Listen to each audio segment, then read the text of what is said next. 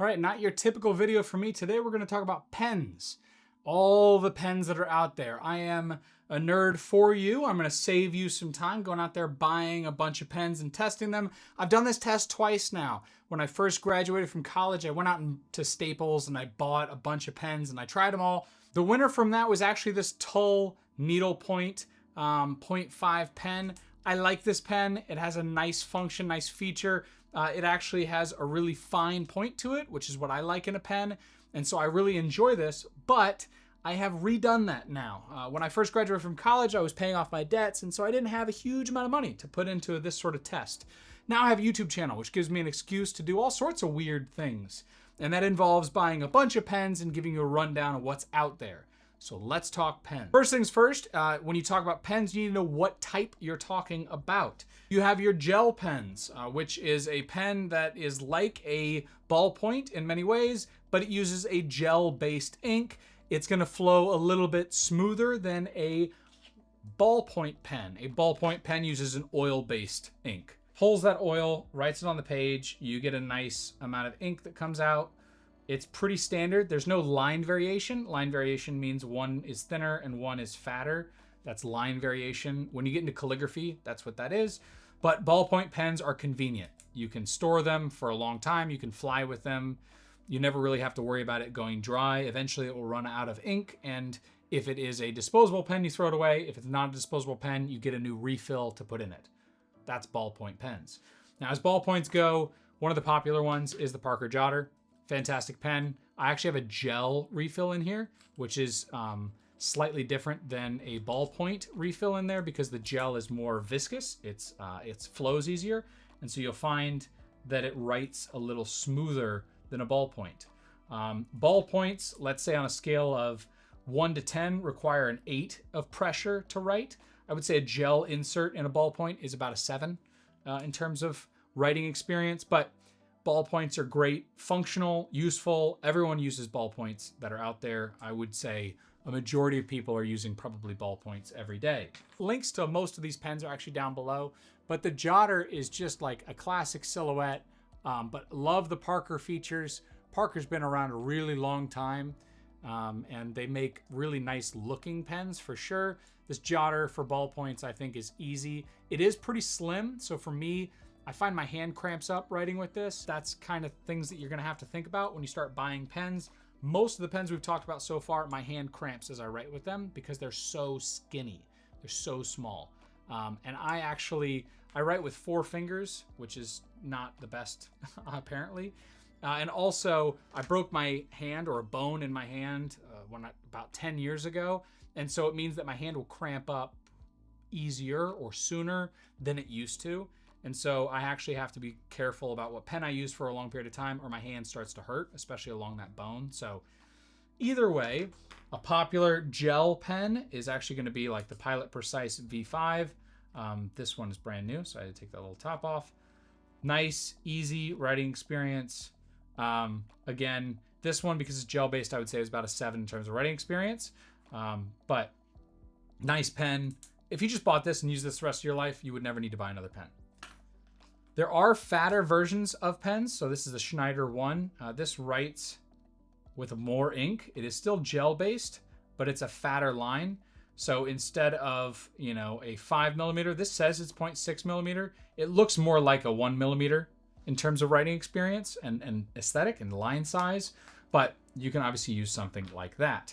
If you're not going to get a ballpoint and you're going to get into a rollerball pen looks like this right here. This is a Parker. This is an $18 pen. Now I have in here a 0.5 insert.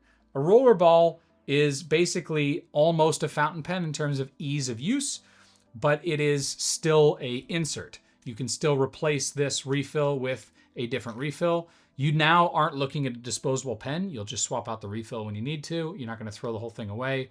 But I find these to be a much better writing experience.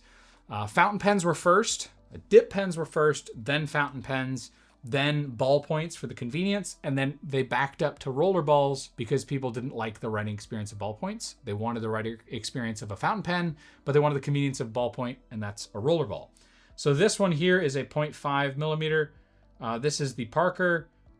This writes nice and easy. My handwriting's not fantastic, so just deal with it.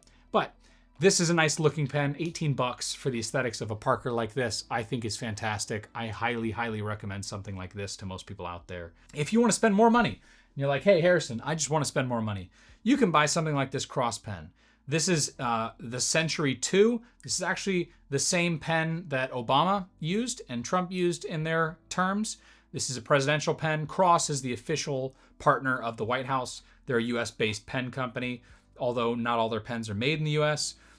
These, especially posted means you put the cap on the back, especially posted, look really nice, nice aesthetic. This is actually a fine liner insert. A fine liner insert uses this little point, and you can see the point actually compresses. And as it compresses, it actually then lets ink flow into this. It's basically a fiber that absorbs the ink, and then as you write, those fibers are rolling along the paper and depositing ink. I would say a Rollerball, I didn't write it on here, in terms of feeling of amount of pressure you need to apply is probably somewhere between a 4 to 5 an amount of pressure. And a fine liner, at least in my opinion, is more like a 3 to 4 in terms of pressure. This is a 0.5 millimeter as well. This is the Cross pen. This has a Cross fine liner insert in it. You can put a Rollerball in if you don't want a fine liner, but this has a Cross refill in here.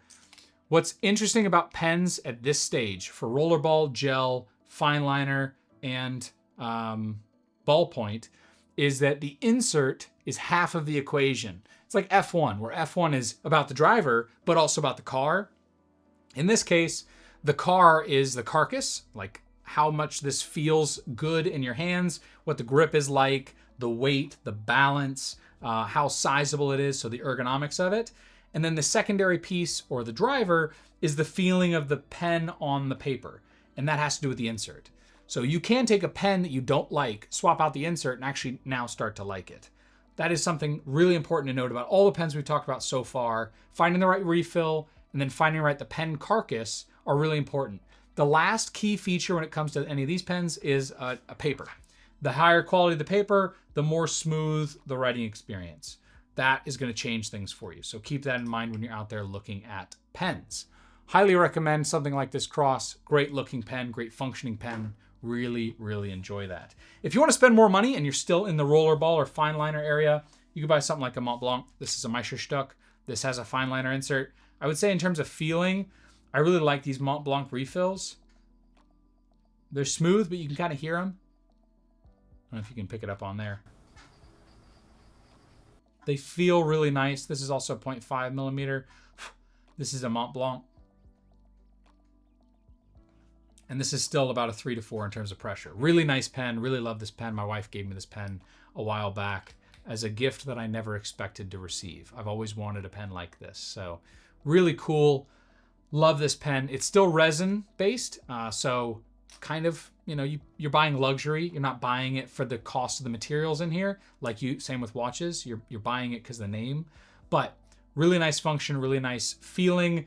Again, finding the right insert is super important for the pen. If you want to buy something that's a little different, you can also buy something like a fountain pen. This is a $4 fountain pen. This is a Platinum Preppy.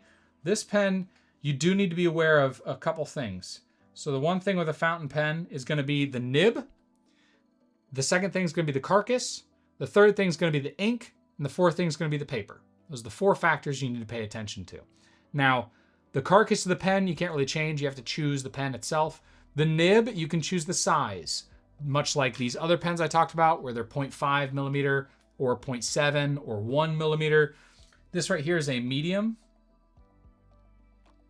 This is a medium nib. This is the Preppy. This is a nice pen. I like it. Functional, useful, definitely nice feeling, working pen. Recommend the Preppy to most people that are getting into fountain pens. But if you want to spend more money, obviously fountain pens give you a lot of options. This is a Pilot Vanishing Point. This is a fountain pen for people that don't want a fountain pen. You can click the pen out, click it back in, so that way the ink doesn't dry up. This is a fine nib. This gives you a little bit of line variation. So you can see as I'm writing, the lines are expanding a little bit. They're slightly different from the upstroke to the downstroke. And that's just amount of pressure. This is a gold nib. This is the Pilot Vanishing Point. Nice pen. I love this pen. Highly recommend it to anyone that is slightly interested in fountain pens and wants to spend somewhere around 150 bucks on a pen, which is a lot of money, but it gives you a better experience in terms of a fountain pen because it feels more like a ballpoint. You could carry this with you and not have to worry as much about it. Just ease of use is why people like it. Another big recommendation that's a little less expensive is something like this Lamy Safari.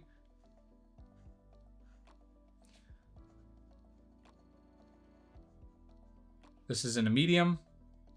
Nice pen. The nibs are interchangeable in these Safaris, which I think is why people like them so much. So if you want to try out a broad nib, you certainly can. Let's talk about ink. The ink that you choose has a lot to do with it as well. This is platinum ink. Ink is sort of the fun thing about fountain pens. You can choose different inks and therefore have a different writing experience based on how viscous that ink is as well. There's a whole lot we can get into there. Now, if you're still interested in pens and you're like, hey, Harrison, I want to buy something that's a little more expensive than that Pilot, I'd recommend something like this Lamy 2000. This has a medium nib. And you can see you can get some more line variation just on its own here. Not a huge amount, but you can get some. It's not known for its line variation. It's known for its smooth writing experience and for its classic aesthetic. Nice and sleek, cool. This has had the same look since the 60s. This is the stainless version. They also sell it in a macrolon, which looks like this, which actually has a little cutout so you can see the ink reservoir and make sure that it has ink in it. Both of these are very, very, very popular. Cool engineering. Absolutely love the Lamy 2000. If you've seen my EDC or my everyday carry, I use this Lamy stainless all the time. Absolutely love it. Now, if you say, hey, Harrison, I want to get into fountain pens, but I want something that's different. Something that doesn't feel like a normal pen, you know, because this medium nib Preppy still looks kind of like a normal pen. Or even the gold nib Vanishing Point still looks like a normal pen. I want something that looks kind of like this broad nib because it looks different than other pens. I want something that looks fancy and cool. I would recommend something like, you know, the 912 from Pilot is a really good option. But what you want is a more flexible nib.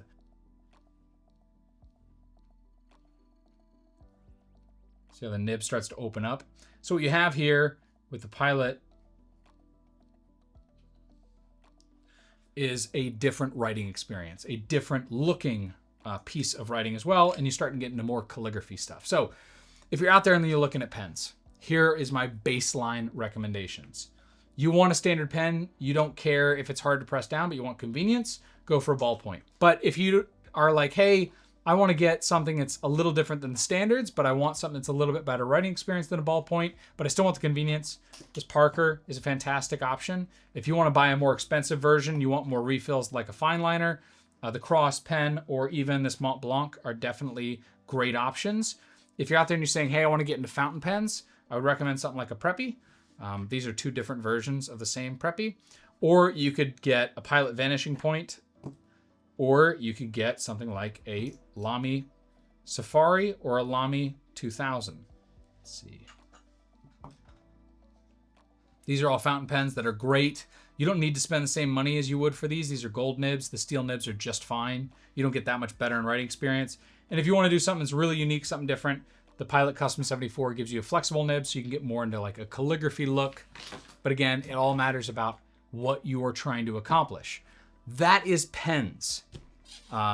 This has been a little bit more exhaustive than I originally expected, but hopefully you found this helpful. If you're out there looking at pens, you want to learn more about pens, hopefully now you know what types are out there and you know what you would potentially want to buy or are planning to buy. Again, I got links down below. None of these are sponsored, but I have links down below if you want to buy one of these pens.